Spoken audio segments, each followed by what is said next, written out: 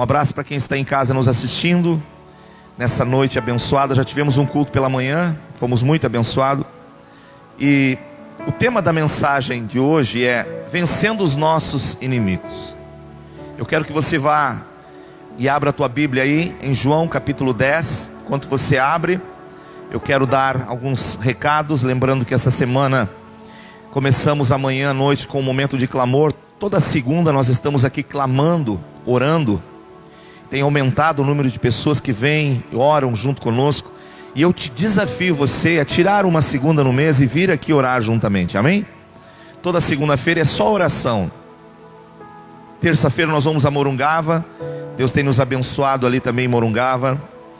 Temos visto manifestar de Deus também ali na região. Na quarta tarde temos culto aqui. Quinta noite também às 20 horas aqui no salão. E depois finais de semana sempre sábado à noite os jovens, domingo às 9 e domingo às 19. E já estamos aí no penúltimo mês do ano de 2020. Lembrando também que no próximo final de semana, domingo, tem um encontrão de mulheres. Então, irmã, se você ainda não te inscreveu e você gostaria de participar, fale com a pastora Bia depois ou com a pastora Cris e te inscreva para estar junto, amém? É muito legal poder ver os irmãos em comunhão, sendo edificado depois de um longo tempo, alguns meses que não foi feito nada praticamente de nenhum encontro, né? E assim eu sei que Deus estará mais uma vez abençoando as mulheres. No sábado à tarde, se não me falha a memória, tem um telecine para as crianças aí, né? Telepipoca, cine pipoca, me ajuda aí. Eu acho que tem, né? É isso aí. Às 17 horas, então papai e mamãe traga teu filho para estar aqui assistindo um filme, comendo umas pipocas, serando um momento de comunhão para as crianças, certo? Não fique de fora. Papai e mamãe traga o seu filho. E nós estamos nas redes sociais. Você já baixou o aplicativo? Se não, pode baixar o aplicativo disponível no Google Play, né? Você baixa e pode estar nos ouvindo os programas. O sábado temos feito pela 90.13 e também pela 91,5 a Gospel Sul. João capítulo 10, verso de número 10. É um texto muito conhecido, mas talvez pouco entendido.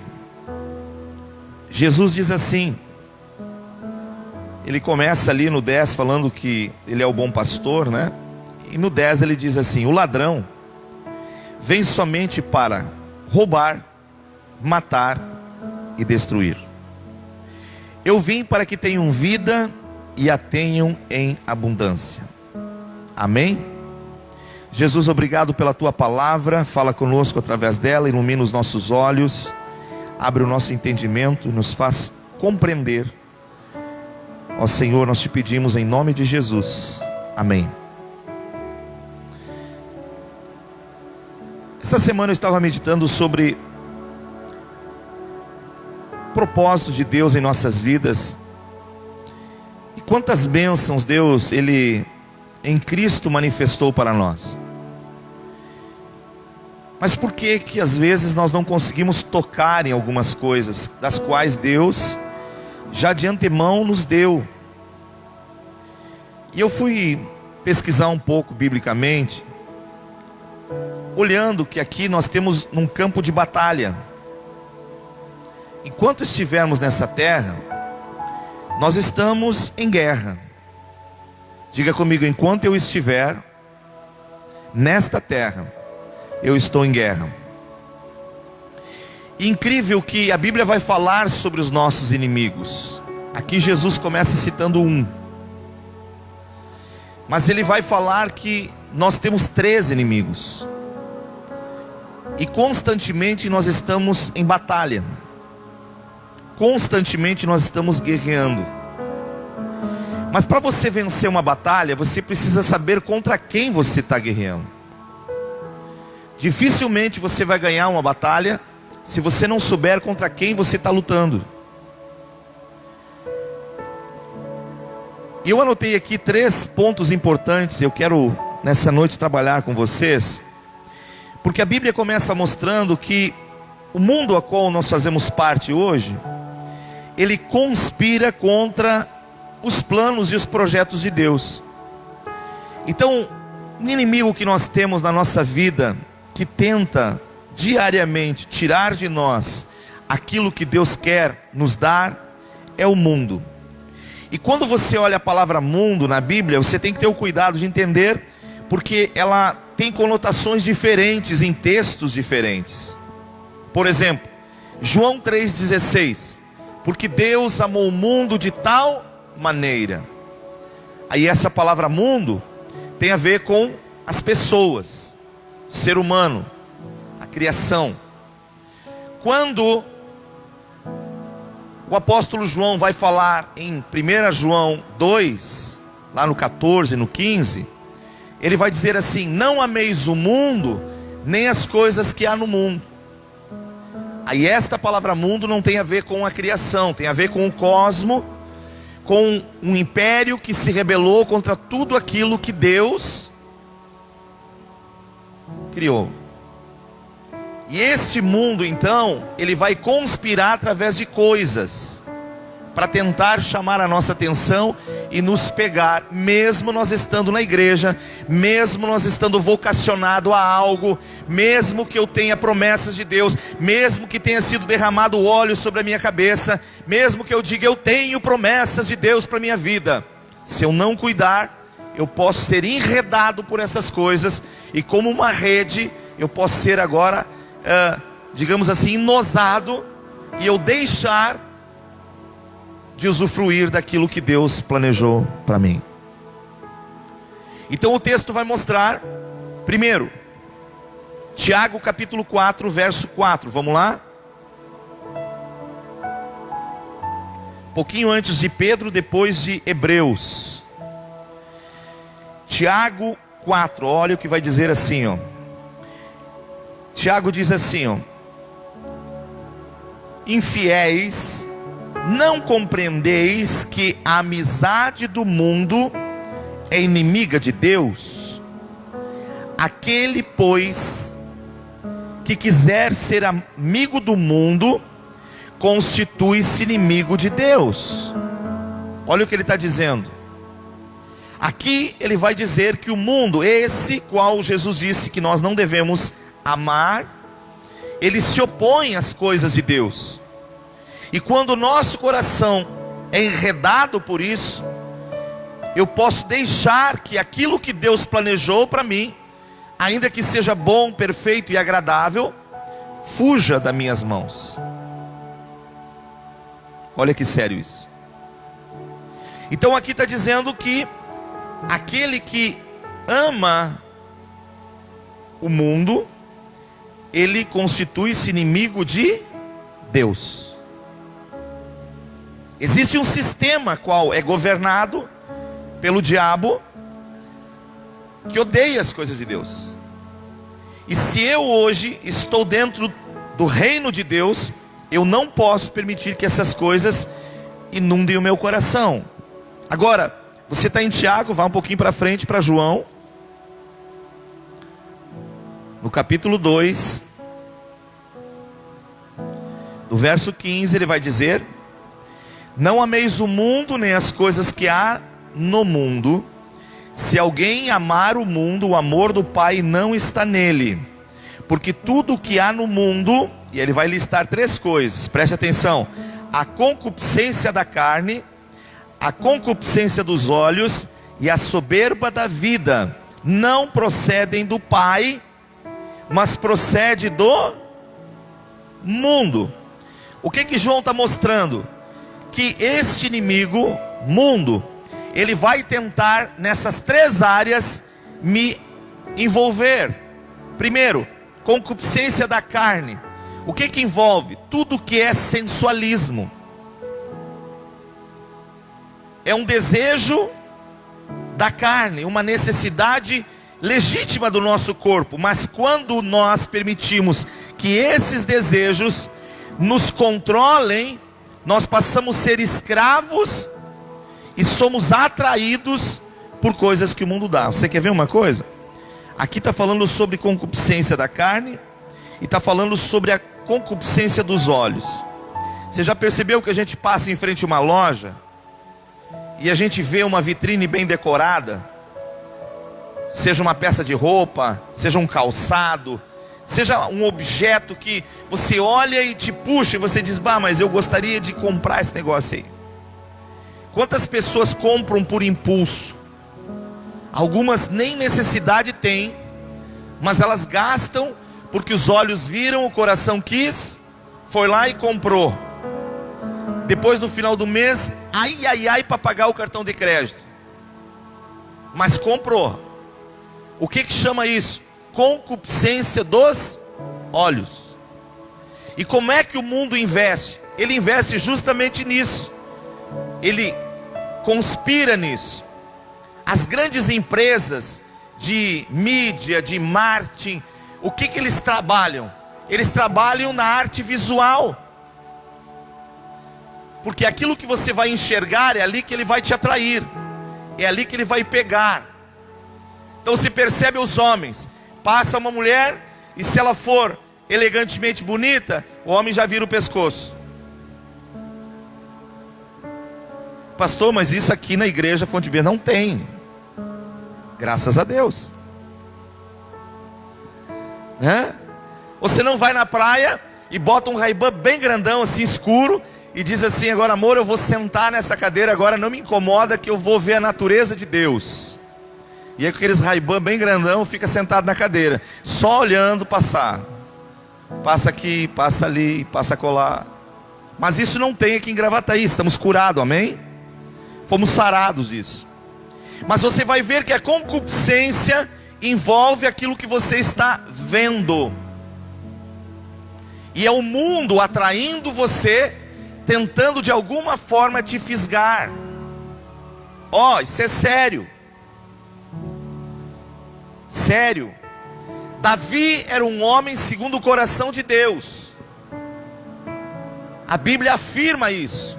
Achei em Davi, filho de Jessé, um homem segundo o meu coração. Certo dia, Davi estava no palácio, diz que era tempo dos reis irem para a guerra. Ele decidiu ficar no seu palácio. Aquele dia que ele ficou, o mundo mostrou algo para ele. Ele olhou, cobiçou e pecou. E quase perdeu tudo aquilo que Deus tinha dado para ele. Se não fosse ter um coração arrependido, um coração que chorou, que lamentou, que não teve vergonha de rasgar seu coração diante das pessoas, porque esse é um problema que o pecado traz. As pessoas não têm vergonha de pecar, mas elas têm vergonha depois de comparecer e dizer que pecaram. É assim ou não é assim? Elas não têm vergonha de fazer algo escondido, mas depois têm vergonha de chegar e dizer: pai, eu errei, meu irmão, me perdoa, Deus, olha só, eu pequei. Então você percebe que tem uma conspiração, cosmos aí trabalhando para destruir aquilo que Deus tem construído em nós. Amém, igreja? E aí a Bíblia vai mostrar sobre isso, que o mundo é nosso inimigo. O que? Ele vai trabalhar na nossa carne, ele vai tentar investir isso no nosso coração, tentar nos pegar essas questões. Ele vai investir na cobiça, o materialismo. Hoje é mais valorizado ter do que ser. As pessoas são reconhecidas pelo que têm, não pelo que são. Se tem, esse aqui tem. Mas a Bíblia diz que Deus não nos valoriza pelo que temos, mas sim pelo que somos. Então você percebe aqui que o mundo trabalha e conspira para destruir. E a soberba da vida, queridos, o desejo de mostrar aos outros que somos superiores. Certo? Quando a Bíblia diz que nós temos que olhar para nós, somos servos uns dos outros. Mas você já percebeu que isso conspira? Você olha para os ministérios, há uma disputa de vaidade. Quem pode mais? Quem é melhor na cidade? Qual é a maior igreja? Qual é o melhor pastor? O que melhor prega? Queridos, isso está enrustido. E muitos não se dão conta. E não percebem que tem a ver com o mundo tentando nos pegar nesse sentimento. E quando a gente vê, a gente está enrudido nisso. Pastor, legal, então o mundo é nosso inimigo, como é que nós vencemos ele? Romanos 12. Eu vou te apontar e vou te dar receita. Abra aí, Romanos 12. Se quer vencer o mundo, Romanos 12. O que diz em Romanos 12, pastor Maurício? Para quem está nos assistindo em casa. Rogo-vos, pois, irmãos, pelas misericórdias de Deus, que apresenteis os vossos corpos por sacrifício vivo, santo e agradável a Deus. Primeira coisa, eu preciso cultuar a Deus na minha razão. Sabe, o meu intelecto tem que saber o que ele está fazendo. Então, preste atenção, racional. Alguém que pensa, o que eu estou fazendo? O que eu vim fazer hoje, no domingo, no dia 15 aqui, na rua Canoas? Qual foi o objetivo de eu estar aqui? Racionalmente tem que pensar. Eu vim me encontrar com o Marcos, então eu estou frito. Eu vim me encontrar com o Luiz. Não, eu vim adorar Jesus. Agora, por consequência de eu vir adorar Jesus, eu vou me confraternizar com o Marcos, com o Luiz. Isso vem como benefício, amém? Mas o que eu preciso entender? Romanos 12. Eu preciso ter consciência do meu culto racional. Eu quero vencer o mundo. Preste atenção, coloque na tua mente. Olha o que vai dizer no versículo 2. O que diz no versículo 2?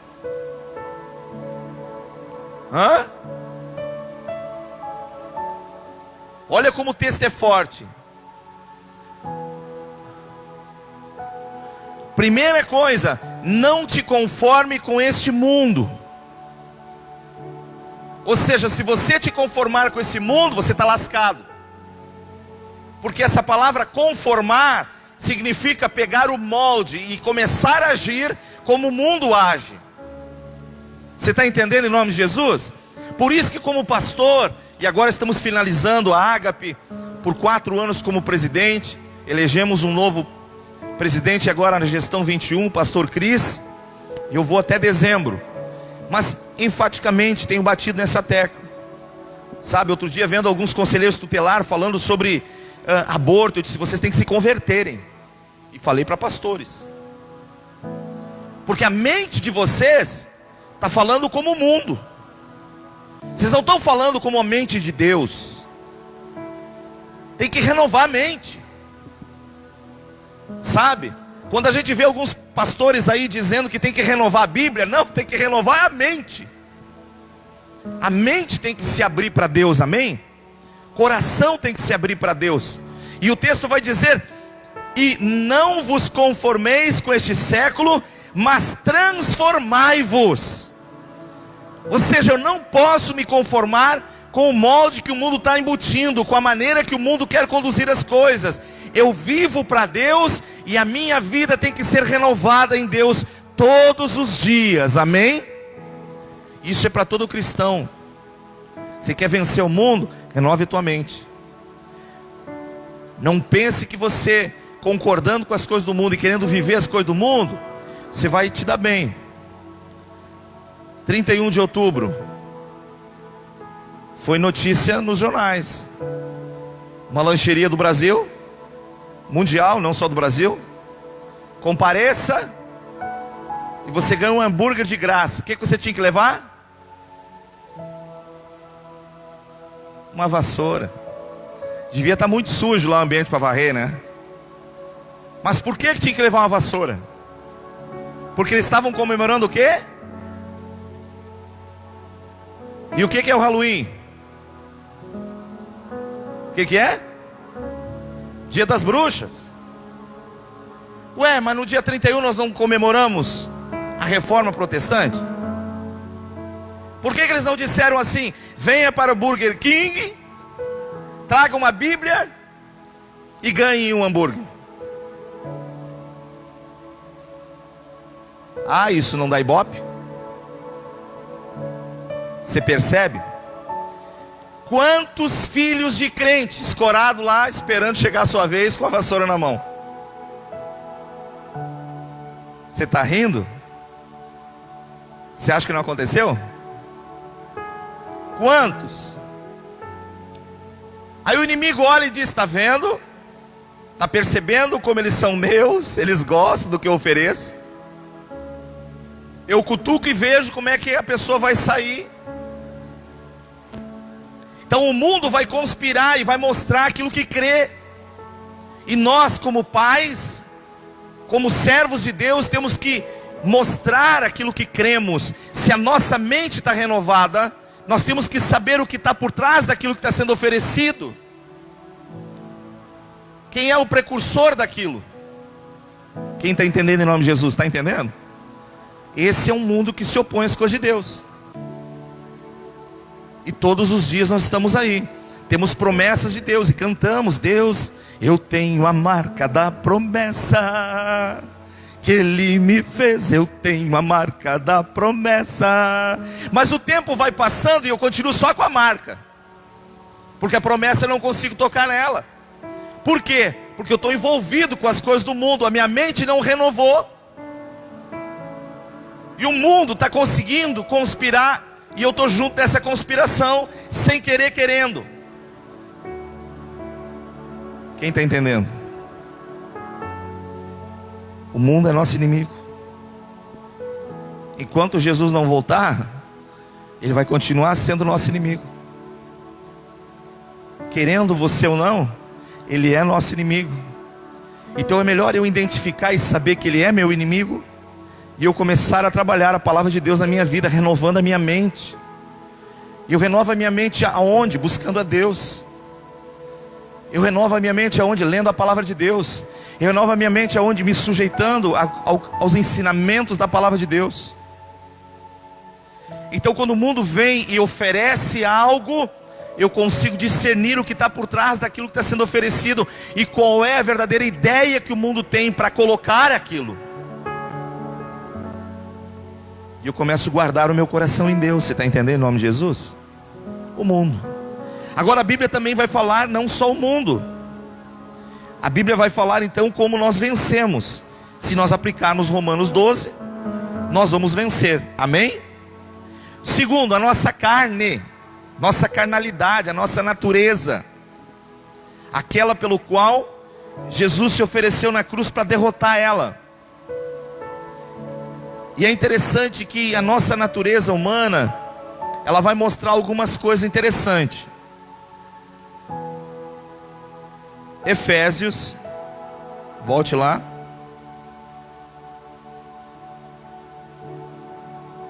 Capítulo de número 4. Verso de número 16.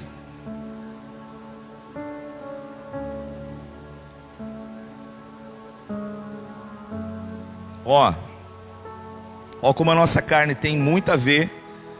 Eu conheci pessoas que tinham tudo para decolar na vida com Deus, promessas de Deus na sua vida, mas não cuidaram a sua natureza, foram envolvidos por ela, pecaram, caíram.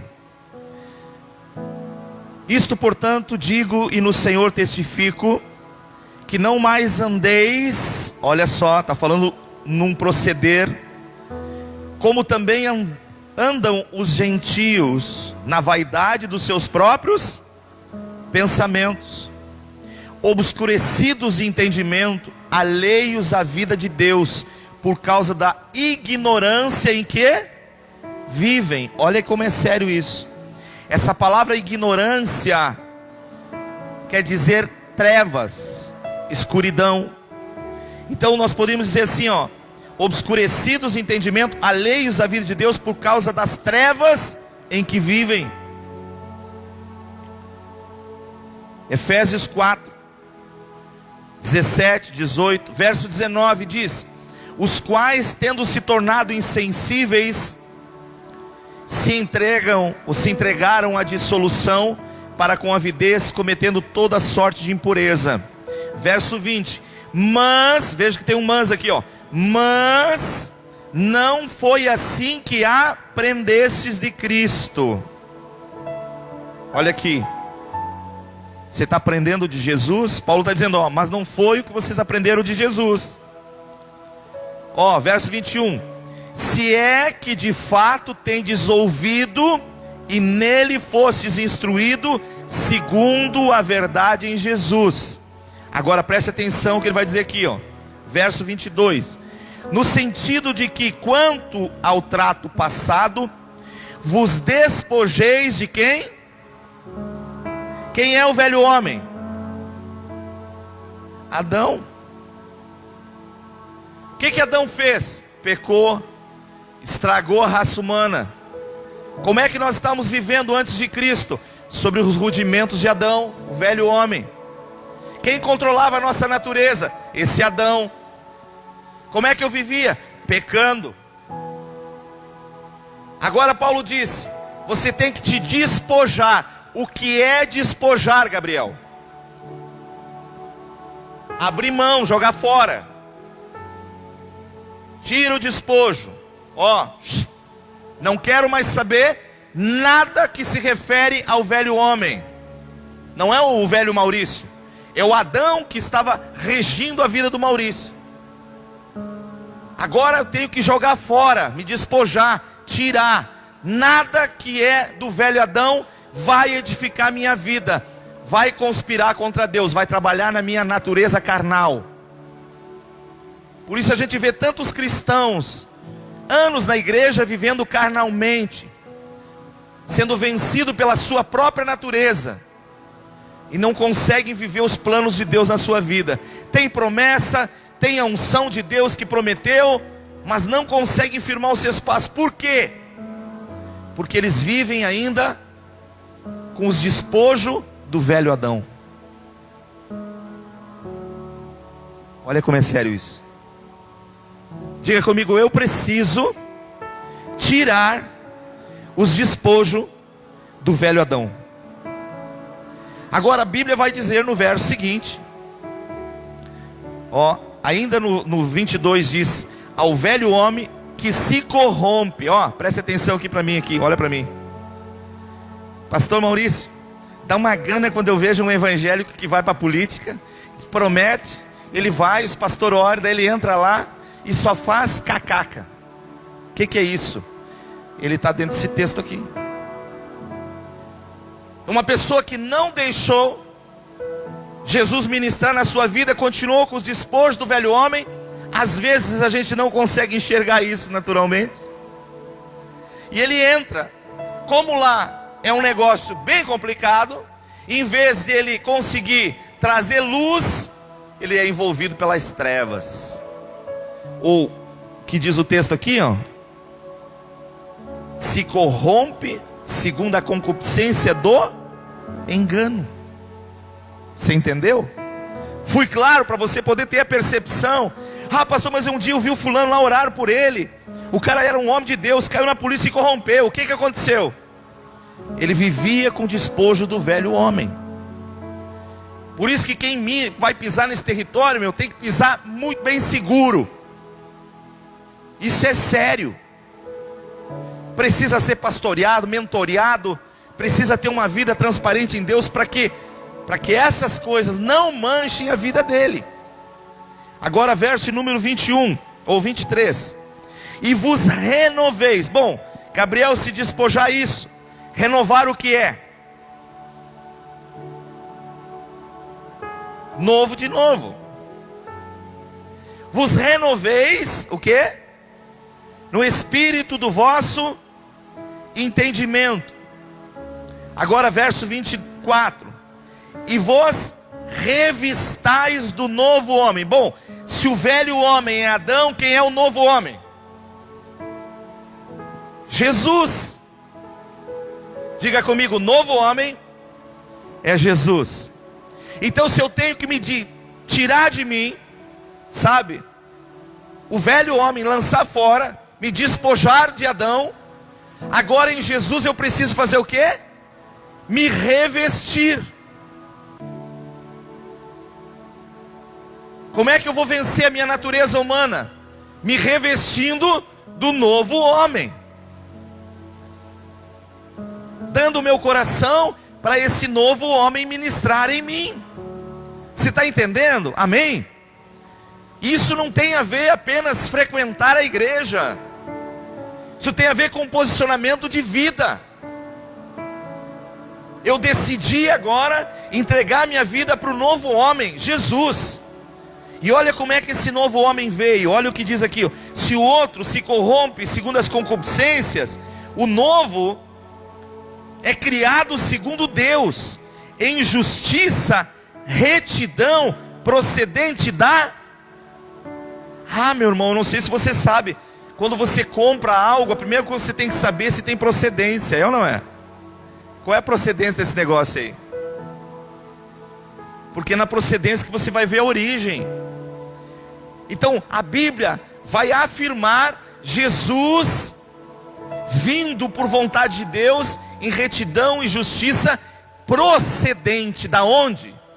Da verdade. Por isso que Jesus disse: eu sou a verdade. E o que eu preciso fazer como cristão? Buscar e me revestir dele. Amém? E essa natureza, pastor, como é que eu venço ela? Então agora eu entendi porque algumas coisas da minha vida não vão para frente. Eu estou deixando o velho homem me alimentar. Como é que agora eu mudo isso? Romanos, vamos lá. Capítulo 6. E já começa quando nós somos batizados. O problema é que nós temos uma mente bem colado, tipo platinado. Quem lembra dos platinados? Alguém que teve um carro com platinado aqui? Um Fuca. Quem teve Fuca aqui? Eu tive um Fuca. O Rogério, quem mais? O Luiz. Fuca, platinado. Era uma pecinha assim, ó, cromadinha. Mas quando aquilo grudava, ficava só no... Lembra disso, Rogério? Platinado. Aí tinha que ir lá, lixar ele, tirar ele, abrir ele, né? Se batia arranque, dava faísca, pum, pegava.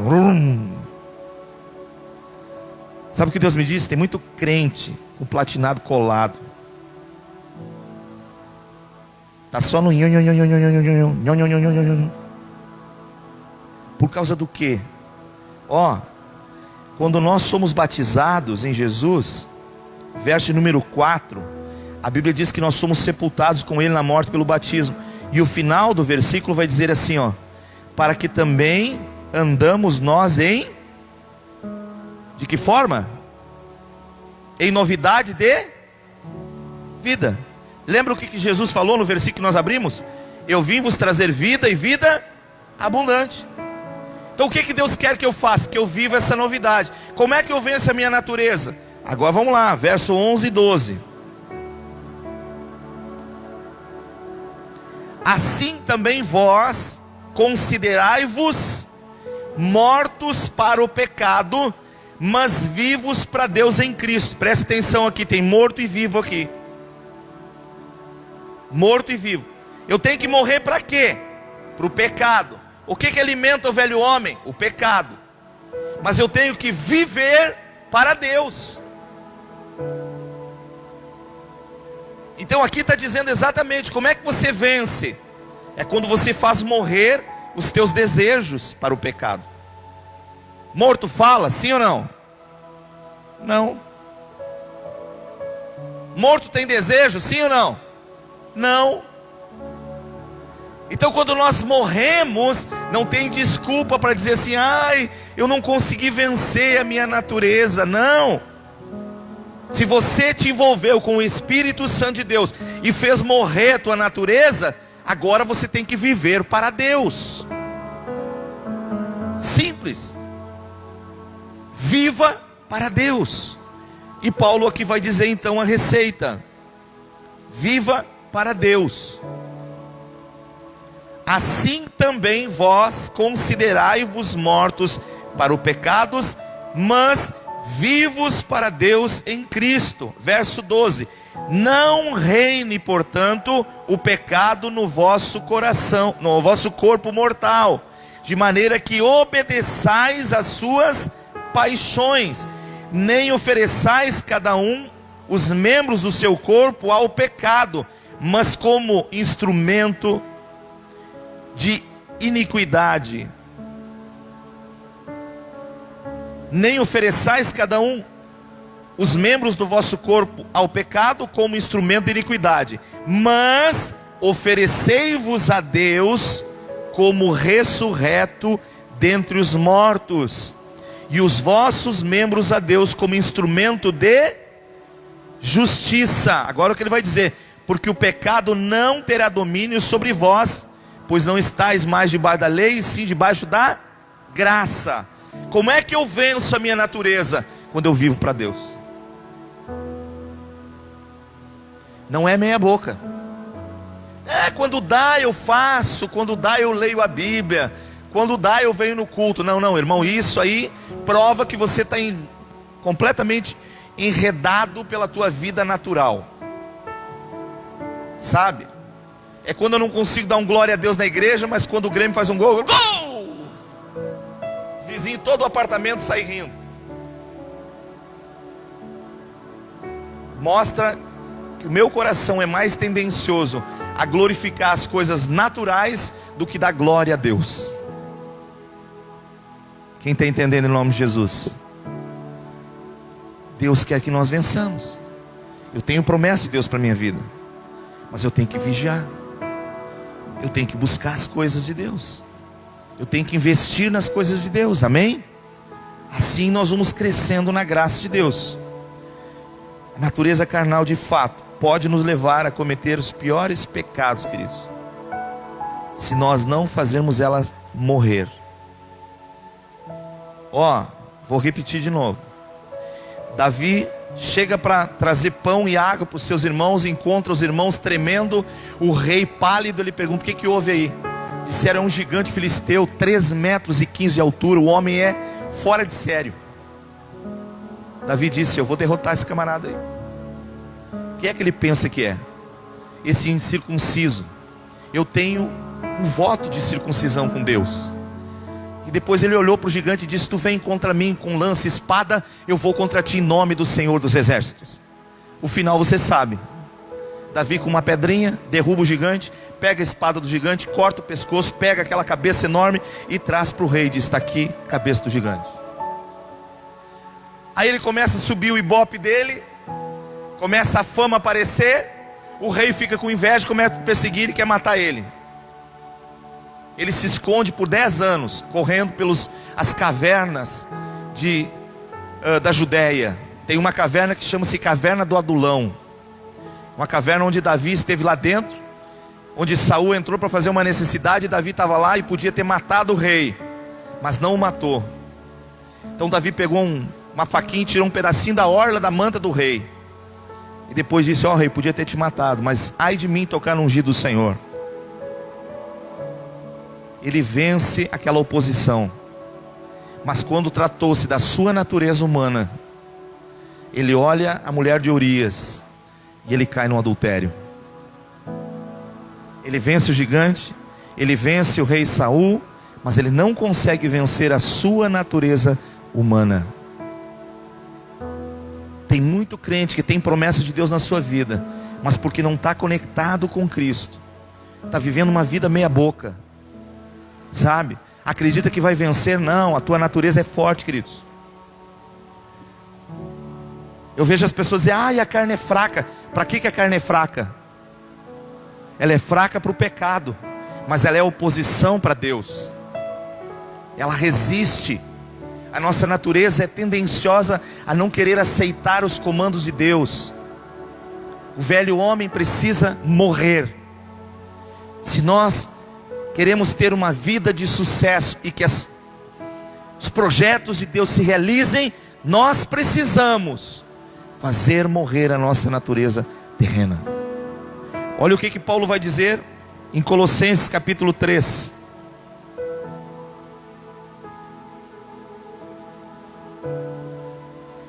A nossa união com Cristo glorificado. Vamos ler o capítulo 2, verso 20 primeiro. Se morrestes com Cristo para os rudimentos do mundo, porque como se vivêssemos no mundo, vos sujeitais às ordenanças. Olha o que Paulo está dizendo. Segundo os preceitos e doutrinas dos homens. Ou não manuseis, não toquei nisso, não proveis aquilo. Verso 23. Tais coisas têm efeito, têm aparência de sabedoria, como culto em si mesmo, e de falsa humildade e de rigor ascético. Todavia não tem valor algum contra a sensualidade. Verso 3, ou verso 1 do capítulo 3. Portanto, se fostes ressuscitados juntamente com Cristo, buscai as coisas lá do alto, aonde Cristo vive, assentado à direita de Deus. Pensai nas coisas do alto, aonde Cristo vive. Significa, tudo o que nós fomos fazer, empenhar em fazer aqui nesta terra, precisa Deus ser glorificado. Se aquilo que vamos fazer não glorifica Deus, é a nossa natureza humana querendo realizar. Porque o novo homem vai glorificar Deus, amém? O novo homem, Jesus, glorificava o Pai. Então eu preciso agora glorificar o Pai. E o terceiro inimigo que nós temos aqui,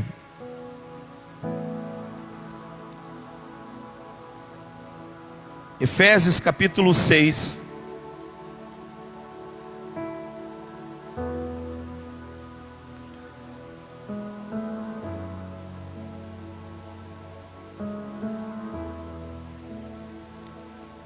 verso 12.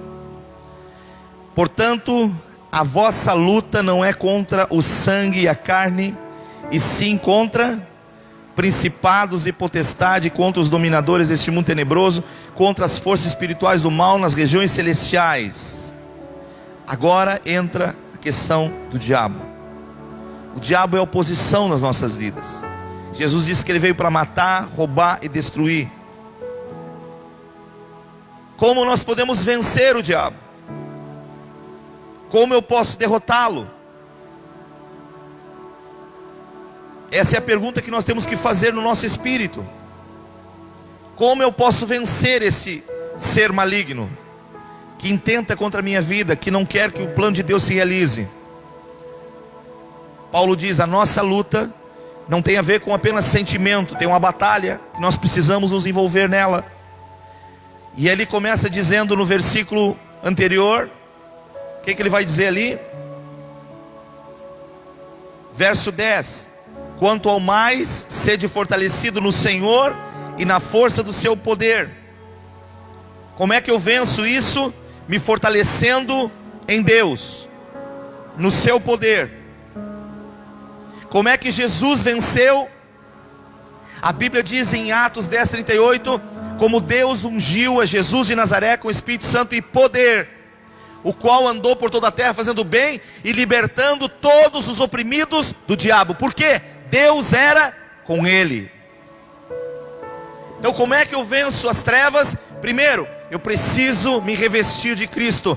Eu preciso me revestir com o poder de Deus, me fortalecer. Como é que eu me fortaleço? Bom, se eu falar no âmbito humano, eu tomo café da manhã, um café bem reforçado, eu almoço direitinho e tomo um café à noite. Então eu estou alimentando o meu natural, eu estou botando uma dieta equilibrada, vamos dizer assim. Agora, como é que eu me alimento espiritualmente? Como é que eu vou me revestir? Ou diz aqui, me fortalecer. É quando eu começo a buscar as coisas de Deus, quando eu me preocupo com elas, quando eu as valorizo na minha vida. Sabe, algumas pessoas eu já vi no passado dizer assim, bah pastor, quando eu deixo de tomar um chimarrão, me dá uma dor de cabeça. Eu estou tão acostumado a tomar chimarrão, que quando passa o horário de tomar chimarrão, se eu não tomar o chimarrão, me dá uma dor de cabeça. E eu disse, Senhor, coloca isso na vida do crente. Quando passar o horário de orar e ele não orar, bota uma dor de cabeça, para que ele possa dizer assim, Senhor, passou o momento de orar, me deu uma dor de cabeça, eu sei que eu tenho que orar. Porque nos dá dor de cabeça para fome, para tomar um chimarrão, mas para as coisas de Deus não nos dá nada. Ah, pastor, eu tinha uma insônia, comecei a ler a Bíblia e dormir. É isso que faz.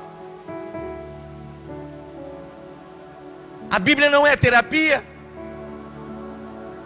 Como é que começou a dormir quando pegou a Bíblia? Porque tem uma força segurando a mente, não quer que você compreenda a palavra, por isso.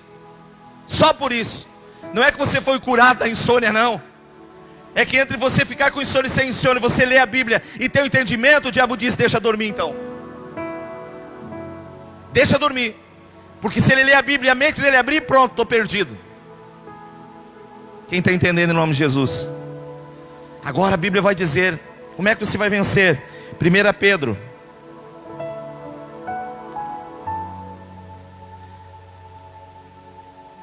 Ou vamos ler Tiago antes. Tiago capítulo 4. Depois de Hebreus, Tiago 4, 7. O apóstolo diz assim: sujeitai-vos, portanto, a quem? A Deus. O que é se sujeitar, Gabriel? Tic, tic, tic, tic, tic. Zzz.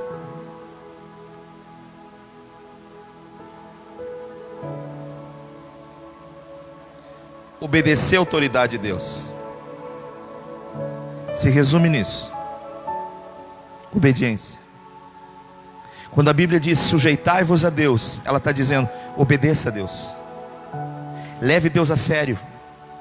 Se Ele está falando a respeito de matrimônio, de casamento, de família, de saúde, de vida financeira, leve a sério o que Deus está falando. Te sujeite a isso. E quando você leva a sério e te sujeita a Deus, vem a segunda estrofe do versículo. Sujeitai-vos, portanto, a Deus, obedecei a Deus. E aí o que vai dizer em seguida? Mas resisti ao diabo. Como é que eu vou vencer? Quando eu me sujeito a Deus, eu posso resistir Ele, e Ele não vai poder permanecer. Por quê? Porque eu estou sujeito ao Criador, ao Senhor de todas as coisas. Sujeitai-vos a Deus, mas resisti o diabo. O texto diz isso. E ele, o diabo, fugirá de vós. Eu estou há mais de 30 anos na igreja. O que eu vejo de crente fugindo do diabo, não é isso que a Bíblia ensina. A Bíblia diz que eu tenho que me sujeitar a Deus, resistir o diabo, e quem vai fugir é o diabo. Ele é nosso inimigo, sim, até nós temos um posicionamento de fé. Olha o que diz: resistir, e ele fugirá de vós. Agora Pedro, capítulo 5,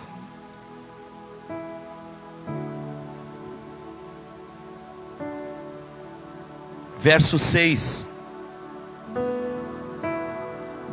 Ou vamos ler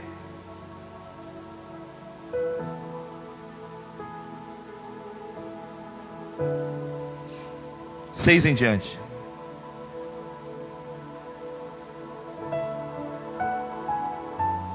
Humilhai-vos, portanto, sobre a poderosa mão de Deus, para que Ele, Deus, em tempo oportuno vos exalte, lançando sobre Ele toda a vossa ansiedade, porque Ele tem cuidado de vós. Ó, pega a visão, verso 8. Sede sóbrios e vigilantes. Sóbrios e vigilantes. O diabo, vosso adversário, anda em derredor como um leão que ruge, procurando alguém para devorar. Verso 9. Resisti-lhe firmemente na fé. Como é que eu venço ele? Não é fugindo dele, não. É me sujeitando a Deus e enfrentando ele na fé. Na fé. Por que na fé? Porque a Bíblia diz que a fé é a certeza. Certeza de que Deus está conosco. Mateus 28, Jesus diz: eis que estou convosco todos os dias, até a consumação dos séculos. Então eu acordo de manhã, eu digo: Senhor, eu não sei o que o diabo está preparando, mas eu sei uma coisa: eu estou contigo, Senhor. Tu está comigo, Senhor, porque o Senhor prometeu. Eu creio, a minha fé se baseia nisso. Então eu me sujeito a Ti, as Tuas ordenanças, a Tua palavra, e eu resisto à oposição do diabo. E você começa a ver o Espírito de Deus trabalhando. E quem tem que fugir é o diabo, não somos nós. Ah, queridos, isso é tão sério, isso é tão profundo. Quando você olha, você encontra um Deus preocupado em nos ensinar a nos submeter a Ele, a honrá-lo, a buscá-lo. E então Ele vai complementar aquilo que Ele começou na nossa vida, Ele vai concluir. E as suas promessas se derramarão sobre a minha vida e a tua vida. Amém? Mas nós precisamos vencer as oposições do mundo, vencer a oposição da nossa natureza humana e vencer as oposições do diabo. Então nós podemos olhar para o céu e dizer: Jesus, o Senhor veio trazer vida e vida abundante, e eu estou aqui para colher esta vida abundante. Eu desejo, eu almejo, eu quero. Caminhando com Ele, nós vencemos. Foi assim que os apóstolos andaram. Foi esta visão que eles tiveram do tempo em que eles viveram. E não será diferente da nossa vida. Nós precisamos olhar para aquilo que deu certo na vida deles. Amém? E uma vez olhando aquilo que deu certo na vida deles, aplicar na nossa vida nos dias de hoje. Você crê que Deus tem promessas para você? Você crê que Deus te chamou para você ser uma bênção? Você crê que tem coisas lindas que ainda não aconteceram, mas que vão acontecer mediante a tua fé em Deus? Sabe, o inimigo faz de tudo para tentar barrar aquilo que Deus quer fazer em nós. Mas nós temos as ferramentas certas de Deus para vencer toda oposição contrária, seja ela mundana, seja ela carnal, ou seja ela espiritual, de demônios.